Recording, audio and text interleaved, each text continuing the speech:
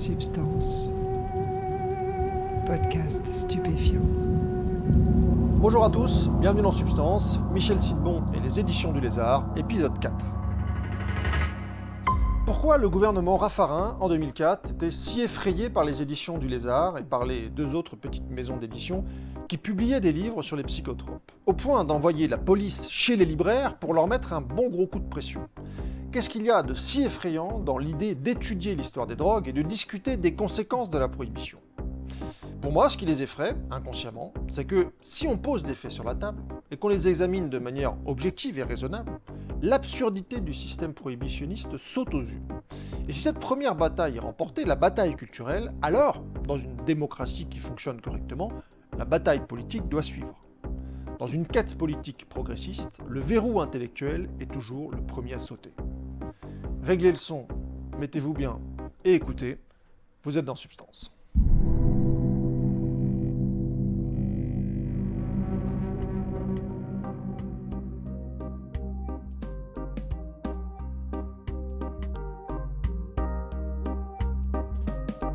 La mesure du danger, ils l'avaient prise au sens où ils avaient parfaitement compris que les questions se passent dans le champ culturel.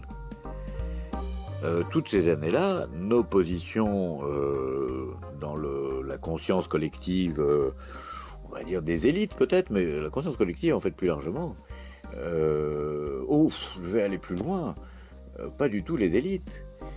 J'ai la très grande fierté ces années-là d'avoir opéré un prodige culturel qui était de déculpabiliser les fumeurs. C'est une médaille que je m'accroche sans hésitation, parce que le fait est certain. On était tous des fumeurs honteux avant que les livres paraissent.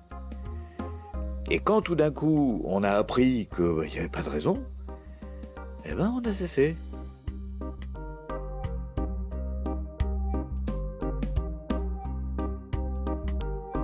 Un bouleversement culturel, mais anthropologique, impressionnant. Bon, relatif, aujourd'hui je crois que ça doit être plus mitigé, je sais pas quoi, mais pendant un moment il y a une génération qui a été libérée de ce complexe.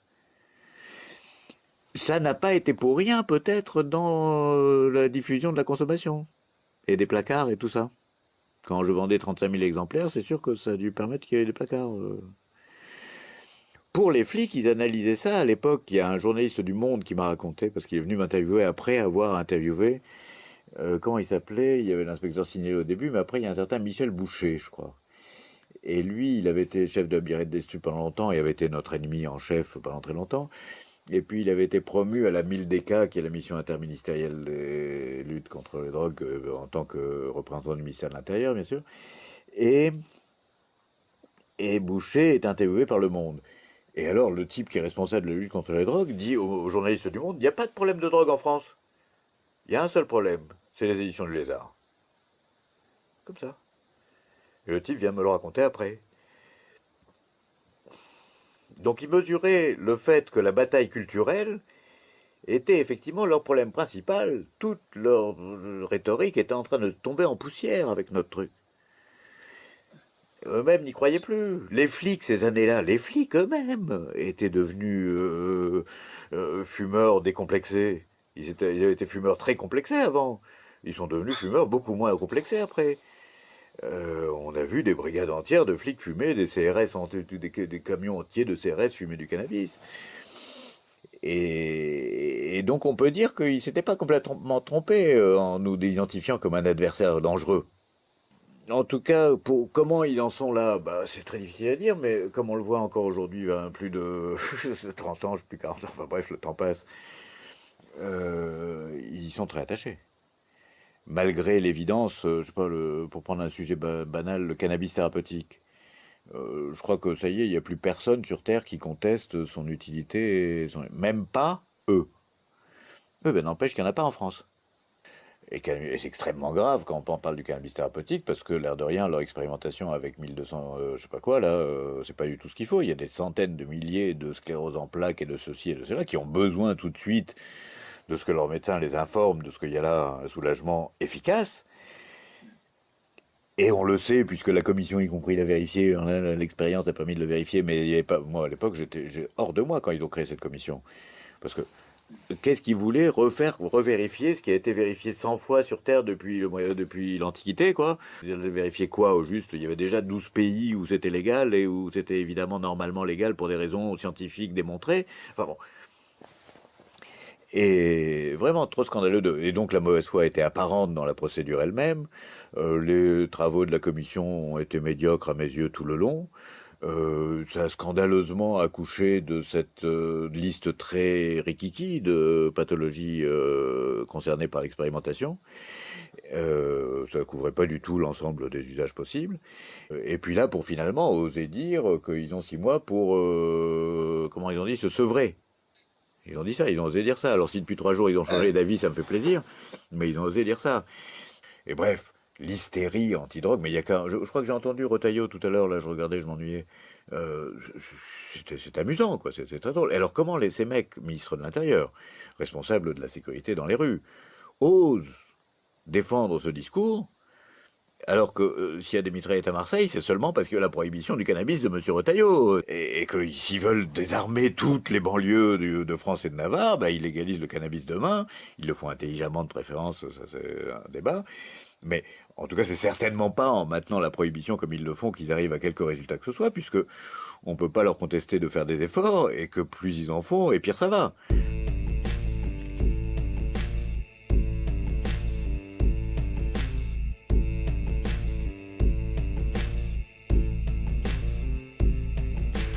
Ah, ça va casser, ça cassait mon entreprise. J'avoue que de monter tout ça, c'était pas difficile, c'était un plaisir. Ça marchait en plus, parce que j'étais avec une équipe de gens super, qui ça se passait plutôt très bien. Globalement, une aventure extrêmement heureuse. Et où moi j'avais le plaisir d'une manne financière sur laquelle m'appuyer pour faire ce que j'avais envie de faire. Et ça m'a duré plus de 10 ans, c'est quand même, je vais pas me plaindre. À tel point qu'aujourd'hui, où je suis dans une relative indigence et avec toutes sortes de soucis par-dessus la tête, n'en parlons pas, que je crois que l'électricité est coupée, qu'il faut que je la rétablisse, j'ai pas encore réussi. Enfin, ici, non, mais dans notre endroit. Enfin, bref. Mais je dirais presque que je ne peux pas me plaindre parce que j'étais tellement heureux avant que bon d'accord, ça fait une phase négative après une phase. Enfin, bon, j'exagère. J'étais extrêmement privilégié pendant beaucoup de temps. Et après, extrêmement injuste évidemment notre disparition des librairies. Extrêmement cruel pour la maison d'édition, pour ce qui restait de personnel qui n'a pas pu rester, pour moi-même qui suis tombé dans des situations économiques très très compliquées, et qui est la coquetterie depuis toutes ces années, comme ça m'a beaucoup vexé. Donc j'ai toujours essayé de maintenir la maison d'édition. Je la maintiens à ce jour. J'ai publié l'année dernière un livre, je vais en publier peut-être cette année. Pardon, je suis censé en maqueter un bientôt là. Bon. Et, euh, et pourquoi? Oui, parce que ça m'avait... Ah oui, pardon. Pour maintenir le catalogue disponible. Parce que d'accord, ils ont fait ça. Mais si tout d'un coup le catalogue disparaît, bah, tout le travail était pour rien. Donc, en fait, plus que de publier des nouveautés, non, c'est maintenir le catalogue disponible qui m'importe beaucoup. Et je maintiens d'ailleurs de fait le catalogue disponible pour y compris d'autres petits éditeurs. Bon. Et on vend rien, mais on continue à faire notre métier au sens où quand on... Enfin, rien. Si, on vend toujours un petit peu. Pour continuer, j'en suis arrivé au terme de beaucoup de transformations, etc., à cette formule très particulière où je suis imprimeur maintenant en même temps. Et on a une micro-imprimerie numérique, enfin une imprimerie numérique avec son massicot, son encolleuse, tout ce qu'il faut. Et donc, c'est là où on imprime nous-mêmes nos livres. Et pourquoi? Parce que la diffusion étant tellement petite, je peux pas imprimer des stocks de livres que je vais aller vendre un par un pendant un temps fou. Donc, et les imprimeurs ne font des prix intéressants qu'à partir de 50, 100, 200 exemplaires. Là, moi, je peux imprimer 5, 10 exemplaires à chaque fois que j'en ai besoin, ça va. De fait, c'est un système à perte que je sais pas comment on arrive à faire vivre aujourd'hui. On n'a pas un sou, mais par dévouement, il faut continuer à le faire vivre. Et c'est un peu ma fierté jusqu'à maintenant, je dois avouer. Oui, ouais. j'avoue. En fait, on n'est pas mort, on est toujours là. Et tous Bah, les jours, on surtout, menace d'en refaire d'autres.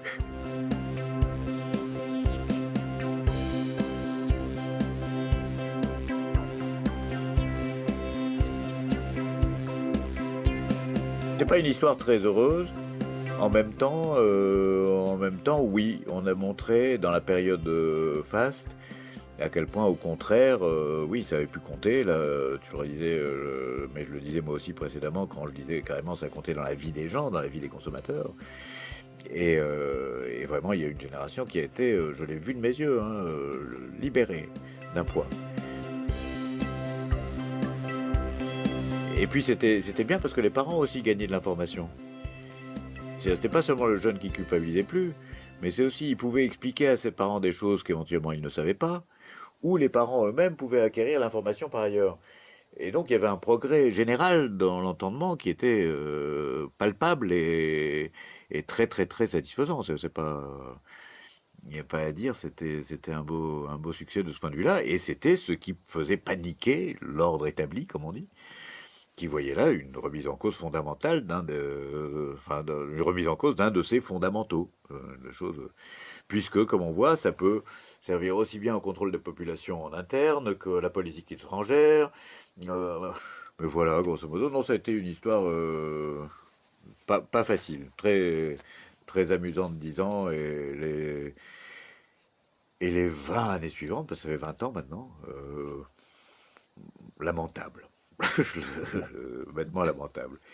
non Avec mais le c'est plaisir, pardon, quand même, que je note pas, je continue pas sur une note triste, qui a, bah, éditeur, c'est le bonheur, on rencontre parfois des auteurs, des gens, des idées, c'est le bonheur. De tout ce parcours-là, il reste je sais pas quoi, mais tout à l'heure, quand je disais, quand on faisait l'international, c'était la plus belle des internationales parce que c'était l'esprit libre. Et pendant pas mal d'années, j'ai eu le privilège de me sentir dans une confrérie comme ça, qui mondialement faisait bouger les choses. Et c'est ce qu'on a fait. Parce que les mêmes qui sont venus à Paris, bah, ils sont retournés en Californie et ils ont fait la proposition 215 qui a légalisé le cannabis thérapeutique 2 ans plus tard. Et c'est mon ami Dale Garinger qui avait été très impressionné par le colloque du Trianon, comme tous les gens qui étaient venus, puisqu'il était produit cette chose-là que j'ai essayé d'expliquer tout à l'heure, que je vais répéter, qui est des gens très faibles, chacun dans son pays, se réunissaient et donc se renforçaient mutuellement. Et donc retournent dans leur pays gonflés à bloc. En Suisse, en Italie, c'était pas la peine parce qu'il y avait déjà le parti radical italien qui faisait campagne sur la légalisation depuis longtemps, donc là on n'a pas apporté grand-chose. En Espagne, où il y avait qu'un petit groupe en Catalogne, ça les a boostés. Ils ont fait une maison d'édition comme nous, ils ont copié la méthode. Et puis, ils ont fait à eux, ils ont profité de pouvoir faire un magazine. Petit détail dans la question générale. L'article L630 en question interdit l'incitation à la consommation, la présentation d'un jour favorable dans un esprit vraiment de, comment dire, prévention, ce qu'on appelle prévention aujourd'hui. Et je le sais parce que j'ai assisté au procès d'un magazine, L'Éléphant Rose, les années 95, 16, j'ai oublié quelle année. Et L'Éléphant Rose était un magazine sur le cannabis qui avait eu du succès, édité par un grand éditeur, Philippe Aki Hachette, là, en sous-main, mais bon, quand même. Et quand il avait vu mon succès en librairie, il s'était dit, bah tiens, moi je fais des magazines, je vais en faire un. Et ça avait marché, il était monté à 40 000 exemplaires, je crois, un beau succès. Et il a fait un numéro, deux numéros, trois numéros, et puis non, la brigade des stupes l'a violemment oublié, enfin, il s'est fait voler ses ordinateurs, il s'est fait poursuivre, enfin bref. À la fin, il a été condamné à une fortune, et bref, c'est une histoire. Hein. Mais ce qui était intéressant, c'est le procureur dans le procès de l'éléphant rose qui avait expliqué, qui avait dit, écoutez, ça fait des années, j'ai des livres là, je les ai sur mon bureau tous les jours, on me les apporte tous les jours, les livres du lézard, sous-entendu du lézard, mais bon. Et non, je poursuis pas, parce qu'ils sont chers. Ça m'a vexé, c'est pour ça que j'ai fait l'esprit frappeur après. Et, et parce que donc, ils sont vendus en librairie. En librairie, c'est des adultes qui rentrent. Et par contre, un magazine, c'est dans les marchands de journaux. Et là, n'importe quel gamin rentre pour prendre son paquet de chewing-gum, et il voit ça, et voilà, la loi, c'est contre ça. Il y avait une logique, dite de prévention. Cette interprétation du L630 est absolument dramatique, parce que du coup, en France, il n'y a pas de presse cannabique, alors que dans tous les pays, il y en a. Et en Espagne, ils avaient réussi à faire Cáñamo, qui est un magnifique magazine qui existe encore, et faire fortune avec le public espagnol rapidement, transformer complètement la question politique en Espagne, tout d'un coup était devenu avait gagné de 18 crans, c'était un petit groupe clandestin en Catalogne, et tout d'un coup c'était devenu une grosse maison d'édition, et ses idées étaient diffusées très largement. Et puis il y a d'autres pays aussi, j'ai oublié, où ça a changé, dont la Californie. À l'époque, en Californie, le mouvement cannabique, encore une fois, était dépressif depuis les années Reagan. Jack Herer avait commencé à le ressusciter en faisant le discours du chanvre, mais c'était tout. Et il était marginalisé un peu dans le milieu réformiste. Et les réformistes étaient plutôt désespérés. Et à ce moment-là, ils viennent à Paris, et ils viennent et reviennent, Delgaringer, je l'ai bien connu, se ressourcer, prendre pour partir à l'attaque, et c'est là qu'ils vont faire la proposition de 115, avec l'aide de Soros, etc., toutes sortes de choses, et réussir à faire la première loi de légalisation du cannabis thérapeutique en 96, si je ne dis pas de bêtises.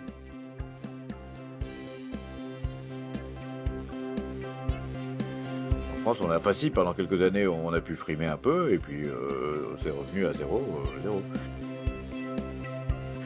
Alors que dans tous les autres pays, il y a des évolutions très sensibles, en Italie, en Espagne, etc., même si c'est toujours parfois difficile. En Allemagne, enfin, tous les pays ont évolué. En France, ça a été zéro.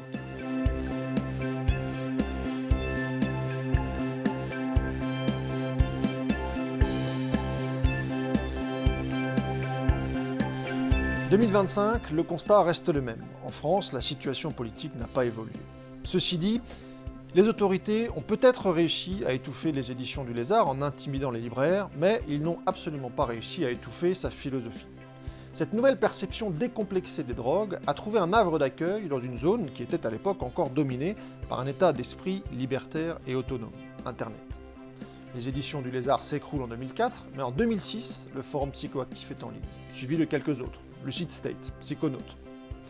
2007, ce sont les années Sarkozy, l'heure est à l'hystérie sécuritaire, l'idée de la légalisation s'éloigne, mais sous terre, la culture drogue se développe discrètement. Et c'est aussi ça, l'héritage intellectuel des éditions du Lézard. Et ce podcast est humblement un écho moderne des premiers combats menés par Michel Sidbon. Donc, merci à lui. Avant de vous quitter, je vous rappelle que vous pouvez soutenir le podcast si vous le souhaitez grâce à une page Tipeee dont le lien est en description.